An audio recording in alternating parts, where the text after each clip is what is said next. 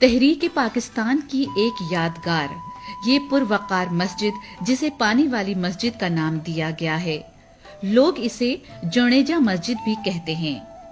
کھیرتر canal کے وسط میں ہونے کے باعث اسے کھیرتر مسجد بھی کہا جاتا ہے، لیکن اس کا خوبصورت نام پانی والی مسجد ہی جچتا ہے۔ یہ ایک تاریخی اور نرالی مسجد ہے جس کے متعلق بہت ہی کم لوگوں کو معلومات ہیں۔ اسی مسجد سے پاکستان کی تحریک اور پاکستان کے نظریے کو وہ طاقتور بنیادیں فراہم ہوئیں جن کا منطقی نتیجہ ایک الگ وطن یعنی پاکستان کی صورت میں نکلا، جہاں علم و عرفان اور دانش مندی کے وہ ستارے ابھرے جنہوں نے آگے چل کر پاکستان کی نظریاتی سرحدوں کی پاسبانی کی۔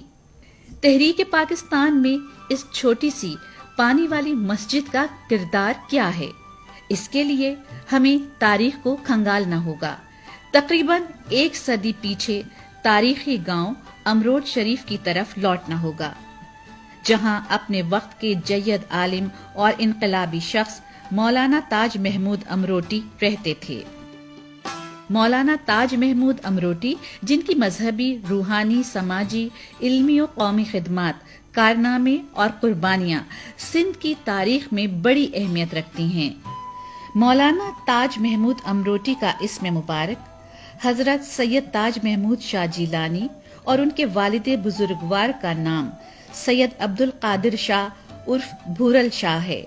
مولانا خیرپور ضلع کے ایک چھوٹے سے گاؤں دیوانی میں پیدا ہوئے اور کچھ روایات کے مطابق آپ کی ولادت سن 1858 میں ہوئی تھی۔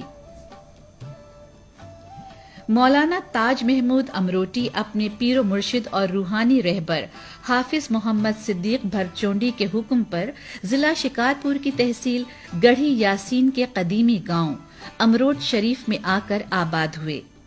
مولانا تاج محمود جب امروٹ تشریف لائے تو سب سے پہلے انہوں نے ایک مسجد قائم کی اور مسجد کا کام مولانا صاحب کے ایک قریبی ساتھی مستری عبد الرحیم سومرو شکارپوری کے ہاتھوں انجام پایا۔ مسجد کا کام اس وقت پورے 1 سال تک جاری رہا۔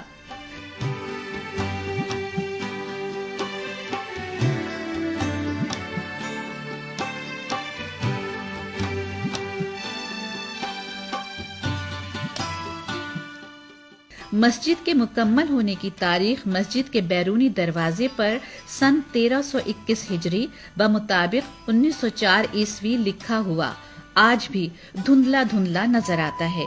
مسجد پر کمال کاریگری سے کام کیا ہوا ہے۔ ساری عمارت پکی اینٹوں سے تعمیر کی گئی ہے اور اس پر گلکاری اور مینا کاری کا عمدہ کام بھی نظر آتا ہے۔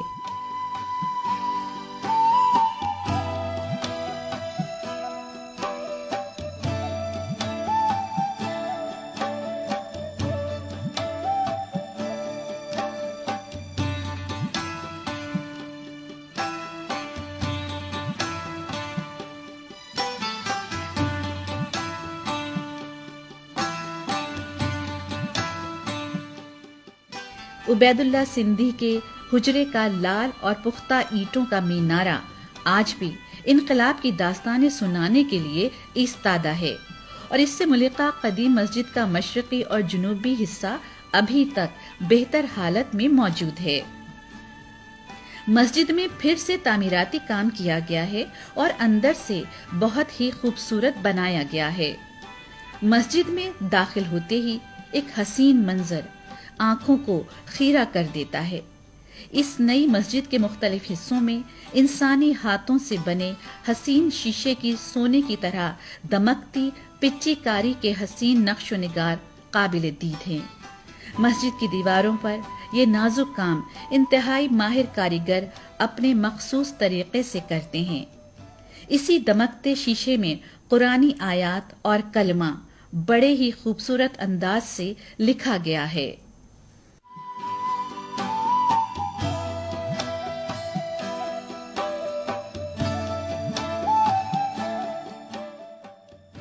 مولانا تاج محمود امروٹی کی تمام عمر علم اور روحانیت کو عام کرنے میں گزر گئی۔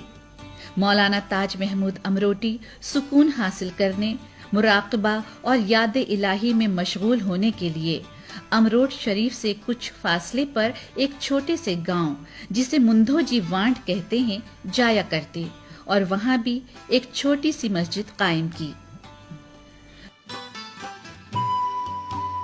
मुंधोजी वांड जाने के लिए अमरोट शरीफ की पुख्ता सड़क से गुजरें तो आबादी के साथ खेतों और बागात का सिलसिला शुरू हो जाता है। जगह जगह बिछे मखमली घास के कते माहौल को इंतहाई खूबसूरत बना देते हैं। जब सब्ज खेतों और खजूरों के बागात पीछे छोड़कर 2 किलोमीटर अमरोट शरीफ की जुनूबी जानिब आगे बढ़े तो अचानक ही एक खूबसूरत सी मस्जिद निगाहों के सामने आ जाती है। पानी वाली मस्जिद। ये वही मस्जिद है जहां मौलाना ताज महमूद अमरोटी जिक्र इलाही में मशगूल रहा करते थे।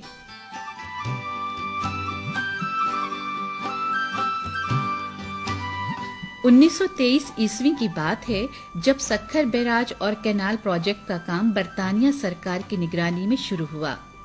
बलूचिस्तान को आबपाशी का पानी पहुंचाने के मकसद से जब सखर के करीब से कीरथर कैनाल की खुदाई शुरू हुई तो ये छोटी सी मस्जिद कीरथर कैनाल के रास्ते में आ रही थी। इसलिए अंग्रेज सरकार ने इस मस्जिद को शहीद करने का कतई फैसला कर लिया। ये मस्जिद उस वक्त जोनेजा लोगों के गांव में थी। अंग्रेज सरकार ने जोनेजा लोगों को पूरे गांव को छोड़ने का नोटिस दे दिया। गांव के लोग किसी और जगह आबाद हो गए और बरतानवी सरकार ने गांव के मकानात, दरख्त और कैनाल के रास्ते में आने वाली हर शय को खत्म करते हुए खुदाई शुरू कर दी। मस्जिद भी रास्ते में आने की वजह से शहीद करने का प्रोग्राम बना लिया गया, मगर मौलाना ताज महमूद अमरोटी ने अंग्रेज सरकार को मशवरा दिया कि कैनाल का रुख तब्दील किया जाए और मस्जिद को शहीद होने से बचाया जाए। लेकिन अंग्रेज अमलदार मस्जिद को शहीद करने पर बजिद थे।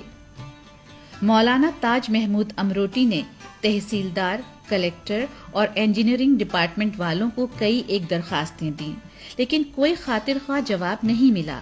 नतीजतन मौलाना साहिब ने अंग्रेज साम्राज्य से मुकाबला करने और उनसे आजादी हासिल करने का ऐलान कर दिया।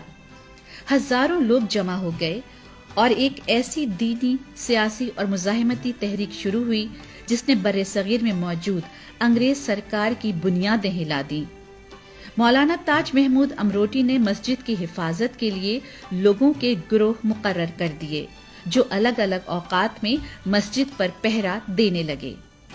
मौलाना ताज महमूद अमरोटी का कहना था कि अंग्रेजों ने हमसे वादा किया था कि पूरे बर्रे सगीर में लोगों को मजहबी आजादी होगी और इबादत गाहों को सलामती होगी, तो फिर ये वादा खिलाफी क्यों है? मौलाना ताज महमूद अमरोटी के सीना सुपर हो जाने से इस मस्जिद को शहीद करने का फैसला मुलतवी कर दिया गया और उस वक्त के अंग्रेज इंजीनियर्स ने 7 पिलरों की भराई करके मस्जिद तक पहुंचने के लिए राहदारी बनाई और मस्जिद की बुनियादों को मजबूत करने के लिए सीसा, लोहा और सीमेंट से भरा गया। इस तरह मस्जिद नहर के दरमियान में आ गई। दोनों अतराफ से नहर का पानी जारी कर दिया गया और मस्जिद पूरी आबोताब से खड़ी रही। इसी वजह से जोनेजा मस्जिद का नाम आहिस्ता आहिस्ता पानी वाली मस्जिद में ढल गया। ये एक ऐसी मस्जिद है जिसे देखकर सयाह दंग रह जाते हैं और सोचते हैं कि ये इंसान ही तो है जिसने अपनी मेहनत के अनमिट नकूश छोड़े और जो अज़्म कर ले तो नामुमकिन को मुमकिन बना सकता है।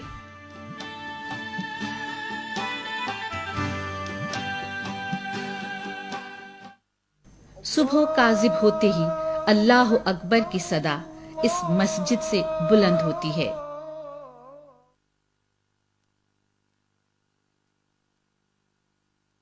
और फिर दिन आहिस्ता आहिस्ता रोशन होने लगता है। सरसब्ज शाखों पर रंगीन फूल अपनी महफिलें जमाने लगते हैं। इस आलम में हल्की हल्की हवा खुशी से अटखेलियां करती है।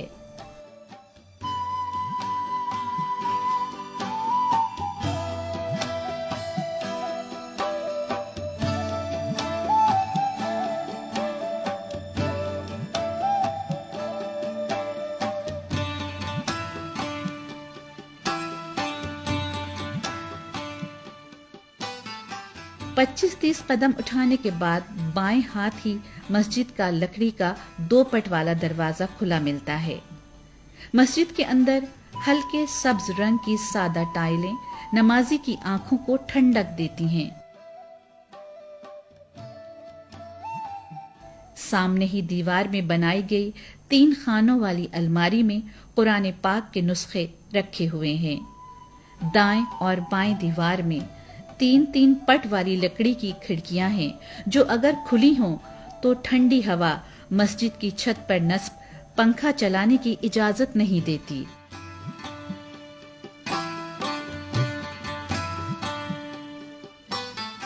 पानी वाली मस्जिद के सामने की तरफ ही एक चांद बना हुआ है और इसके नीचे अल्लाह अकबर और उसके नीचे कलमा पाक दर्ज है। इस मस्जिद के 4 मीनारे हैं और हर मीनार से दूसरे मीनार तक 6-6 छोटे गुंबद बने हुए हैं। हर मीनार के ऊपर सिरे पर ताकचा बना हुआ है, जो बुलंद मीनारों की खूबसूरती में इजाफे का बायस है।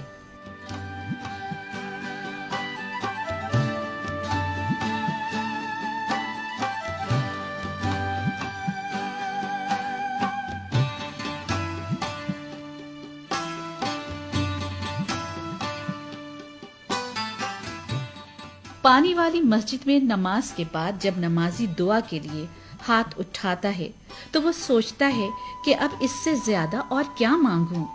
ये हसीन और दिलकश पुरसुकून माहौल, बुजुर्गान दीन की रूहानी बरकत, नीचे बहती नहर का हमद सुनाता पानी, फरत बख्श हवा और दीन की अजमत की इस निशानी में नमाज पढ़ने की सादत से बढ़कर और क्या चाहिए। बेशक पानी वाली मस्जिद कुदरत का एक अजीब नजारा है, जो कि तहरीक पाकिस्तान की निशानी भी है, और ये वो निराली तारीखी और सकाफती यादगार है जिसकी मिसाल कहीं भी नहीं मिलती।